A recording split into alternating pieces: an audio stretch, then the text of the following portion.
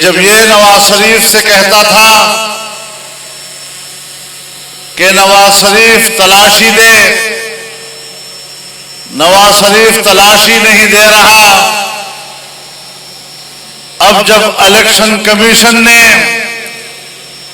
पूरी पार्टी की तलाशी लेना शुरू की,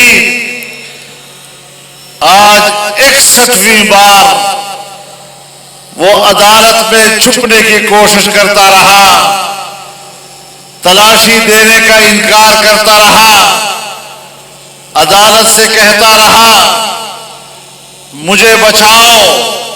लेकिन एक बार फिर इस्लामाबाद हाई कोर्ट ने उसकी दरखास्त मुस्तरद कर दी और इलेक्शन कमीशन को कहा कि फॉरेन फंडिंग केस की समाअत फौरी तौर पर शुरू कर दो।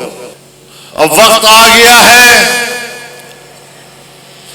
कि इन हुक्मरानों का हिसाब लिया जाए और इस हवाले से इलेक्शन कमीशन अपनी जिम्मेदारी पूरी करे।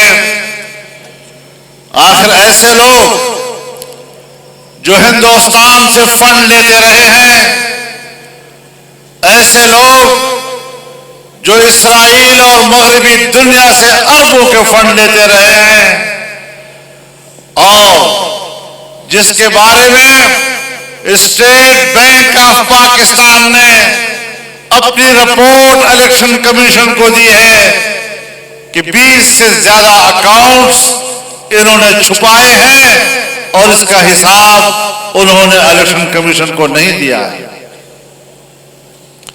तो मेरे मोहतरम दोस्तों, ऐसे लोगों का मुल्क पर मुसल्लत होना ये एक अज़ाब इलाही से कम नहीं है।